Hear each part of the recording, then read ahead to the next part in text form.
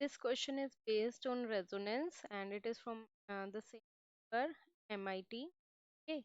In this, they have given RLC value.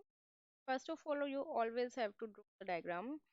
RLC is 10 millivolt.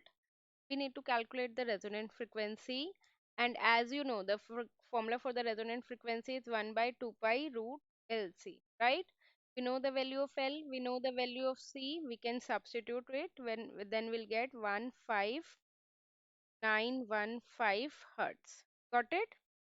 Next, we need to calculate quality factor. Quality factor is what? XL by R. So, XL is 2 pi FRL divided by R. We have all the values, get it as 100. Next, we need to calculate bandwidth. Bandwidth is denoted by W, that is R by L, that will get it as 1000, right? Next, we need to calculate half power frequency. Half power frequency, we need to calculate omega 1 and omega 2.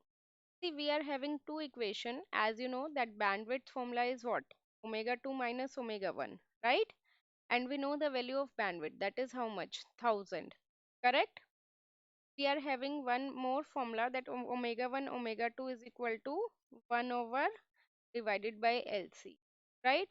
So we know the value of L, we know the value of C. Now we are having two equation and two variable. Can we get the value for omega 1 and omega 2? Yes, now.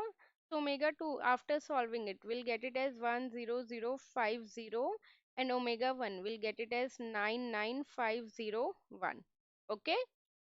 Now in the next case they ask you the current at resonance. Current is V by R. V we know, R we know, we can get it.